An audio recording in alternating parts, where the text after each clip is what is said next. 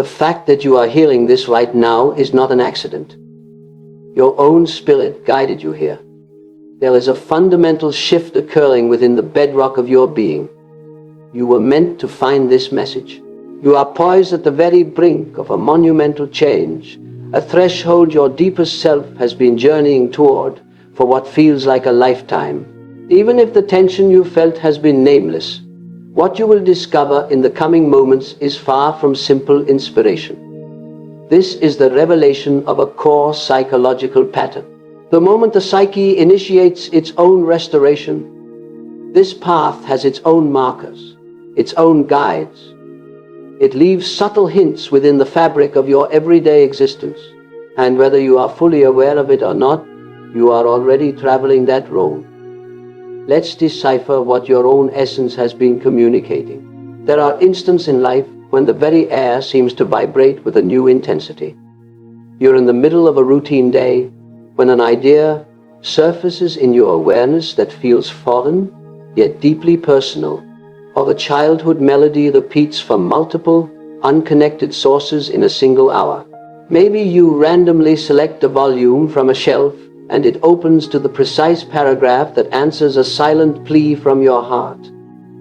Most ignore these moments as flukes, as mere quirks of probability, but you sense a deeper significance. These are not random events. They are manifestations of what depth psychology identifies as meaningful coincidence. This is not mere luck, but a foundational organizing intelligence in the cosmos, operating outside simple cause and effect. It is the sacred point where your internal landscape and the external world meet, mirror one another, and disclose a unified, hidden significance. Your soul does not speak the language of calendars or spreadsheets. Its native tongue is one of symbols, of visions, of those peculiar moments that make you stop and question. When a significant internal return is near, the unconscious dispatches its forerunners. It is readying you even when your conscious mind is unaware of the destination. This preparation occurs below the surface of your waking thoughts. You experience an agitation, a yearning for something indefinable, a pressure swelling from within that keeps you awake in the deep of night. Your physical form is the first to sense it. Your touch might feel more perceptive. Your ears might pick up softer sounds. Some recall a fragrance from their past, absent for years, or perceive the hues of twilight with an almost overwhelming vividness. This is not your invention. This is your consciousness extending its reach, detecting that a profound realignment is approaching. What you interpret as a foreboding is actually a reflection of your former self, an echo of who you were before the world asked you to contract. The world asked you to shrink, but your soul demands expansion. I spoke of the essential self as the genuine nucleus and entirety of this person. This self is not your ego, not the polished image you show the world. It is the incorruptible center that exists beneath all the strata of learned behavior, pain, and protective strategies. When a resurgence is close, it's because this core has started to awaken. It is insisting on being recognized. It is done with being overlooked. The real question isn't about your readiness.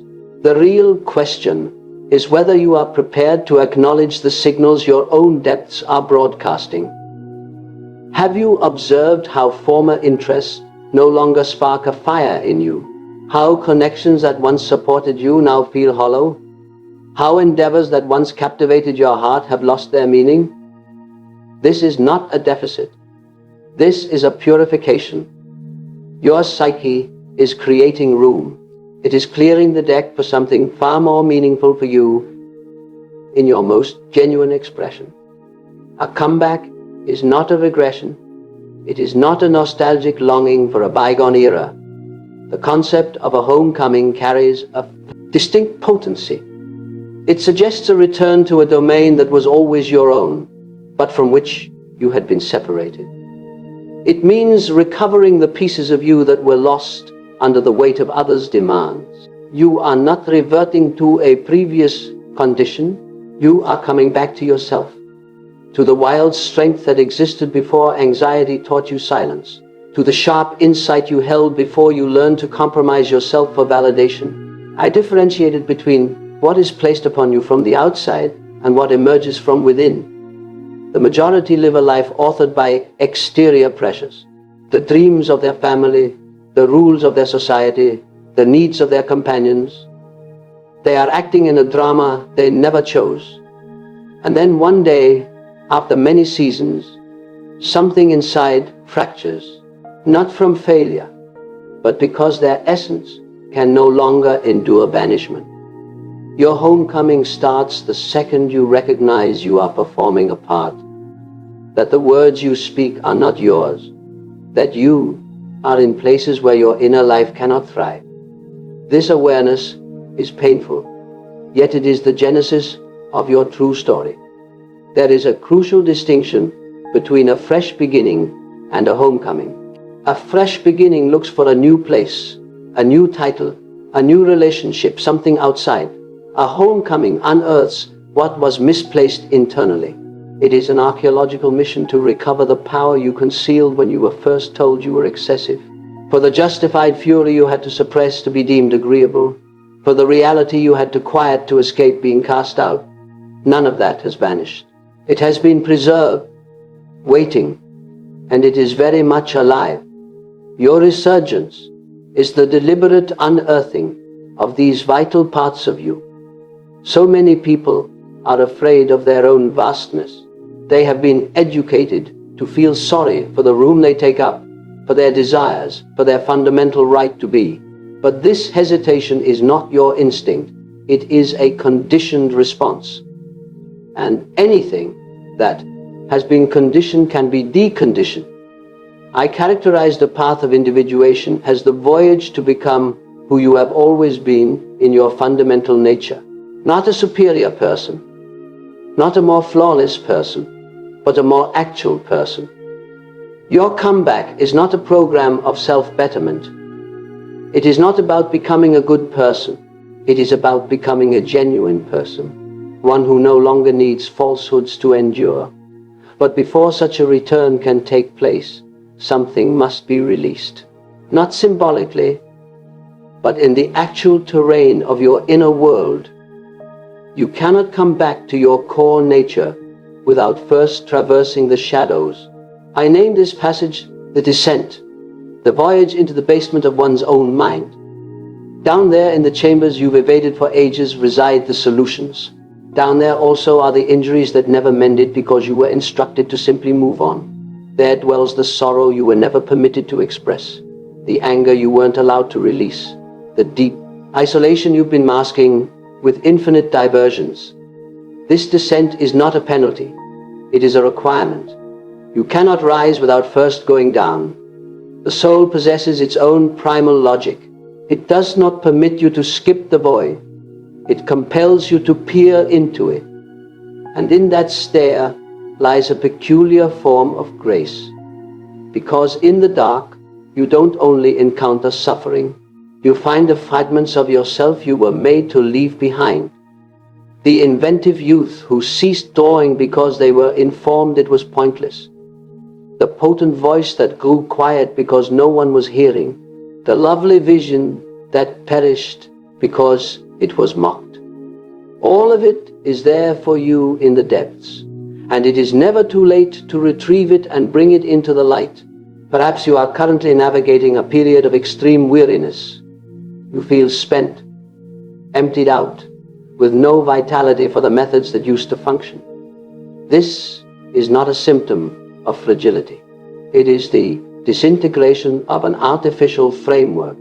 For years, you have been propping up a construct that was never yours on a base that was never solid. You have been protecting an identity that was a disguise. And now your entire system is powering down. This is beneficial. This is essential. The old supports must crumble so that your authentic form can be exposed. Your exhaustion is the death of a life that was never yours. I recognize that a breakdown is not a mishap.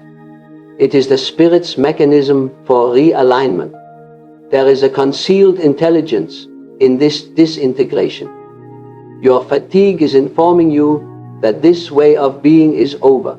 Your emptiness is telling you that you have invested too much of yourself in endeavors that did not respect you. Your impulse to retreat is telling you it is time to look inward. Stop reading this as defeat. It is the commencement of your return. Because only in the quiet, only in the withdrawal from the world's din, can you at last perceive what your soul has been murmuring all this time. And its communication is straightforward. Come home. Come back to me. You have worn disguises that did not belong to you. Some were passed to you by your lineage. Others you constructed yourself to endure various settings. You have enacted roles because you were taught that your genuine face was not welcome. But these masks are becoming intolerably heavy. They are tightening around your neck. They are stopping you from taking a full breath. Your resurgence begins when you risk removing one of them, just one, and you understand that there is still flesh beneath, that you are still present, that you do not disappear when you cease the performance. This is the instant of supreme fear because the mask also served as armor. It shielded you from assessment, from disapproval, from solitude. Without it, you feel unprotected, and that is exactly the purpose. The journey back to yourself requires this exposure. It demands that you appear without a promise of approval, that you voice your reality without knowing its reception, that you experience your emotions without seeking pardon for them. This is not a simple voyage, but it is the sole one that leads to a true destination. Now, at this crossroads, something pivotal occurs within you. A primordial flame starts to kindle once more. It is not an angry fire, not a ruinous one. It is the glow of your own vital force, the one you have been smothering for so long. I acknowledge that our concealed self, the portion of the mind we hide and disown, doesn't just hold our faults. It safeguards the raw, untamed vitality we had to hold back to be deemed suitable. Your rightful indignation is there. Your unbridled artistry is there. Your unabashed longing and your fierce, autonomous will are there. All of this was imprisoned, but it is not deceased. It is waiting. Your comeback is the release of this power. Imagine you have confined a wild, magnificent aspect of your spirit in a cellar for years. You fed it morsels of distraction and activity, but you never truly unlocked the door. And now that door is starting to shake on its frame. What waits behind it is not a threat. It is the most vibrant part of you. It is the force that empowers you when you cease seeking authorization. The passion that moves through you when you finally utter what you truly mean. The instinctive delight that bursts forth when you act simply because you wish to, without having to rationalize it to anyone. This energy is circulating again, and you will sense it before you can label it. Your body will feel more alert, your perceptions more sharp. You will begin to refuse things you once accepted. You will exit spaces where you feel reduced. You will let down individuals who only valued you for your acquiescence. And for the first instance, this will feel correct because you are starting to comprehend that your genuineness is more vital than their endorsement, that your truth is more holy than agreement, that you would prefer to be solitary and real than accompanied by those who need you to be counterfeit. There is an unspoken pact that you endorsed without ever knowing it. At some point in your early years, you consented to exchange your core for a feeling of belonging. You learn, if I comply, I will be accepted. If I am subdued, I will be secure. If I am helpful, I will not be left. This agreement was never formalized. No one gave you a contract, but you have upheld its conditions season after season until you forgot you ever had a choice. Your homecoming obliges you to nullify this pact. It obliges you to declare with your entire being, I retract my consent. This is not a minor choice, because that agreement has described you. It has governed how you act, how you talk, what you permit yourself to experience. Without it, you may not recognize who you are. And that is precisely where your liberation resides. You don't know who you are because you've never been allowed to find out. Now, in this moment of return, you have the opportunity to discover. I portrayed individuation as an act of defiance against the mass mind. You must be willing to break the promises that were never yours to keep. You must be willing to disillusion the people who cherished your adaptation, but not you. This does not mean you must become cruel or indifferent. It means you must cease betraying yourself to satisfy others. It means you learn to refuse without the corrosive mark of shame, that you depart circumstances where your reality is not received, that you stop clarifying, excusing, and apologizing for your existence. Your life is not a legal argument.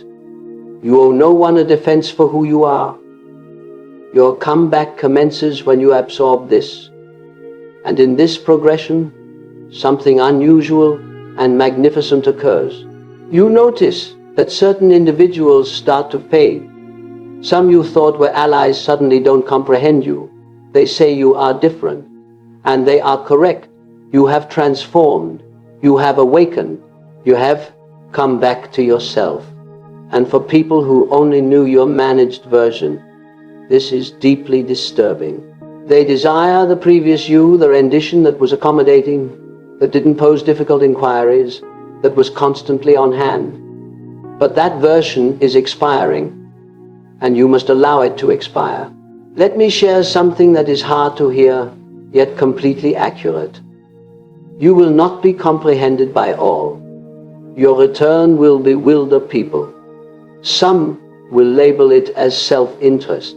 Others will view it as a midlife disruption. Still others will name it a treachery. This is the cost of returning to yourself. You cannot become authentic and satisfy everyone. You cannot inhabit your truth and simultaneously fulfill everyone else's demands. I knew this. I stated that individuation also entails separation. You separate from the crowd mentality. You separate from the images others have placed upon you. You separate from the delusion that your value is decided by how well you assimilate. And in that separation, a new type of liberty is born. A freedom that doesn't originate from external situations, but from an internal origin. Suddenly, you no longer require constant affirmation, not because you've grown conceited, but because you've accessed a different source. That source is you, your inner guidance, your internal navigation, your unwavering assent, and your clear refusal. This is the central pillar, the world tree referenced in old tales. It is the immovable core around which everything else turns, and that core is inside you. For years, you sought this center in other places, in lovers, in professional successes, in external acclaim. You believed that if you just achieved enough, provided enough, or refined yourself enough, you would ultimately feel complete. But it never arrived because it cannot come from the outside. The center is not an accomplishment. It is not a prize. It is your inheritance. It has always been there beneath the clamor, hidden under layers of conditioning and ache. Your comeback is the voyage back to this center, to this internal axis that does not shift. No matter how violent the tempests blow around you, when you start to live from this center, everything transforms. Not the world, but your view of it. Things that once appeared colossal simply fade. People you held on to from fear, you can now let go with serenity. Situations you put up with, you now conclude with lucidity, not from bitterness or payback, but from a profound sense of what is yours and what is not. You can suddenly perceive what fuels your energy and what depletes it, and you start to act in accordance. This is not an act of self-importance. It is an act of deep self-honoring. I understood that the greatest duty a person has is the duty for their own completeness, not for the demands of others, not for the parts they've been given, but for the unfolding of the singular being they were destined to be. Your comeback is this very unfolding. It is a refusal to continue existing in a life that is not your own. It is a decision to stand separate in your truth, rather than in a multitude of cozy falsehoods. And then, in a moment you can never foresee, the transition happens. It's not a violent eruption. It's more like a soft alignment, the sound of a final piece settling into its rightful place. You realize you are no longer struggling, not with yourself, not with existence. You are simply here, inhabiting your body in this instant, without needing to flee, to dull, or to conceal. That is the homecoming. It is not the achievement of a goal, but the arrival into your own being. The ancients had two concepts for time. Chronos is sequential, measurable time, the relentless march of the clock. But Kairos is significant time, a defining moment, a ripe opportunity where transformation is possible. Your comeback is a Kairos moment. It cannot be planned or coerced. It happens when the internal strain between who you are and who you've been performing as becomes too great. When the agony of fitting in finally exceeds the terror of being liberated. That moment is now, not the next day, not the next year, now. You are listening to these words because something inside you is already stirring, because your inner self has directed you here to affirm what you already know in your marrow. You are on the verge of the most significant resurgence of your life. Not because you are about to acquire something new, but because you are about to reclaim what was always yours.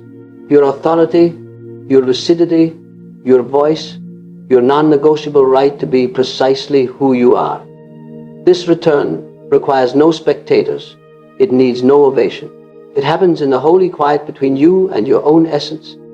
It's the dawn you awaken and feel for the first time in years that you have finally arrived in your own skin. It's gazing into the glass and seeing someone you no longer have to deny. It's saying no and feeling serenity instead of dread. It's saying yes to your own spirit and feeling no uncertainty. This is the comeback. This is the return to you. And as you walk this road, you will observe that you no longer have to clarify who you are. People will sense it. Some will be pulled to this new genuineness like iron to a magnet. Others will be pushed away by it. Both are ideal because you are no longer a filter. You are no longer a shapeshifter altering shades to fit in. You are a steady point of reality in a perpetually changing landscape. And this stability doesn't come from stiffness. It comes from alignment, from knowing that you would rather be authentically alone than surrounded by those who only love your disguise. I spoke of how the individuated person must embrace a certain kind of aloneness, not the desolate isolation of separation, but the radiant solitude of one who is no longer part of the flock, one who has discovered their own bearing, one who no longer follows but walks their own way.